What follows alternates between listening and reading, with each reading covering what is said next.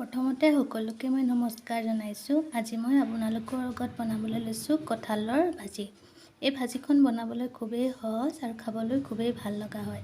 আশা কৰোঁ আপোনালোকে মোৰ ভিডিঅ'টো চাই ভাল পাব আৰু যদি ভাল পায় তেনেহ'লে মোৰ চেনেলটো ছাবস্ক্ৰাইব কৰিব, লগতে লাইক আৰু শ্বেয়াৰো কৰিব আৰু ভিডিঅ'টো সম্পূৰ্ণৰূপে প্ৰথমৰ পৰা শেষলৈকে চাব। তেতিয়াহ'লে আহকচোন কঁঠালৰ এই ভাজিখন বনাবলৈ আৰম্ভ কৰোঁ। কঁঠালৰ ভাজি বনাবৰ কাৰণে এয়া মই কঁঠাল লৈছোঁ আৰু লৈছোঁ মই এয়া আলু, দুটা আলু লৈছোঁ, এয়া টুকুৰা টুকুৰকৈ কাটি লৈছোঁ। এয়া মই পিঁয়াজ লৈছোঁ, 3টা মিডিয়াম সাইজৰ পিঁয়াজ লৈছোঁ।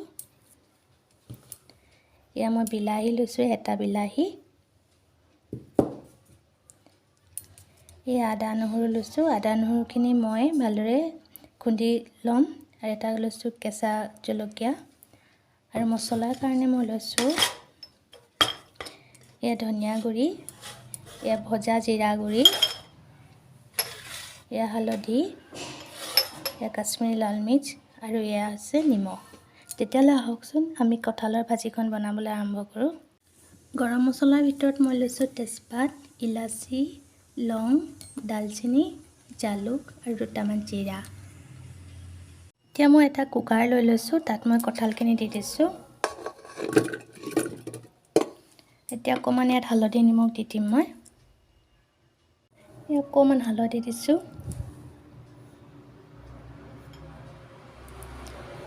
আৰু অকণমান নিমখ দিছোঁ আৰু এতিয়া ইয়াত মই অকণমান তেল দি দিম।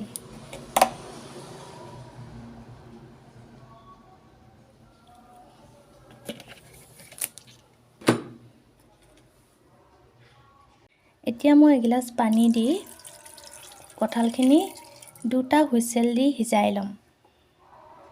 এতিয়া কেৰাহীত মই এয়া সৰিয়হৰ তেল লৈ লৈছোঁ। তেলখিনি খুব ভালদৰে গৰম হ'বলৈ দিব। তেলখিনি গৰম হৈ গৈছে, এতিয়া ইয়াত মই গৰম মছলা দি দিছোঁ আৰু ইয়াত মই পিঁয়াজ দি দিছোঁ।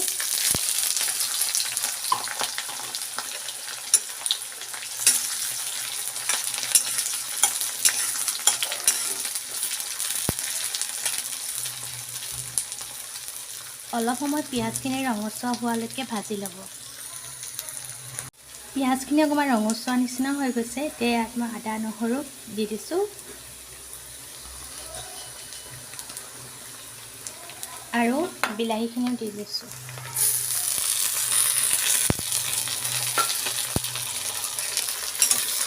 এতিয়া খন্তেক সময় মই লৰাই ল'ম।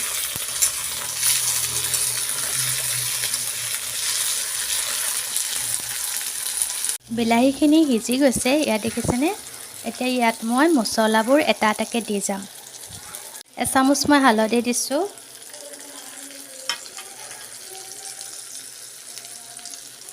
এয়া মই এচামুচ জোখত ধনিয়া গুড়ি দিছোঁ, জিৰা গুড়িও এচামুচ জোখত দিছোঁ, কাশ্মীৰী লাল মিৰ্চ মই দিছোঁ 1 চামুচ জোখত।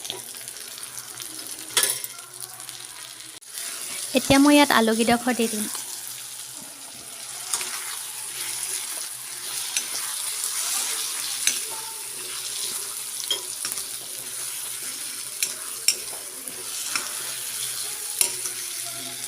মই এটা কেঁচা জলকীয়া দিছোঁ, আপোনালোকে ইচ্ছা কৰিলে বেছিকৈও দিব পাৰিব। এইদৰে মই ভাঙি লৈছোঁ।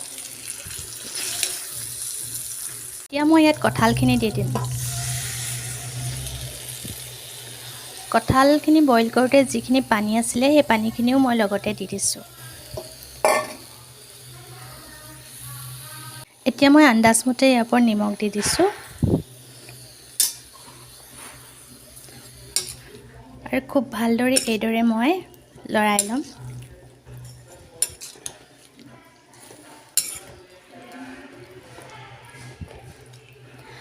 আৰু 10 মিনিটমানৰ কাৰণে মই ঢাক মাৰি দিম। জুইৰ ফ্লেমটো মিডিয়ামতে ৰাখি বনাই যাব। 10 মিনিটমান হৈ গৈছে, এতিয়া মই ঢাকনখন আঁতৰাই চাম। আলু যদি প্ৰায় সিজি গৈছে তেতিয়া ভাজিখন প্ৰায় হৈ যাব। আৰু আলু যদি সিজা নাই তেতিয়া আৰু অকণমান সময়ৰ কাৰণে ঢাকোন মাৰি ৰাখি দিব। মাজে মাজে দুই এবাৰ আগতেও ঢাকোনখন আঁতৰাই লৰাই দিব মাজে মাজে। মই আৰু 5 মিনিটমানৰ কাৰণে ঢাক মাৰি থৈ দিম।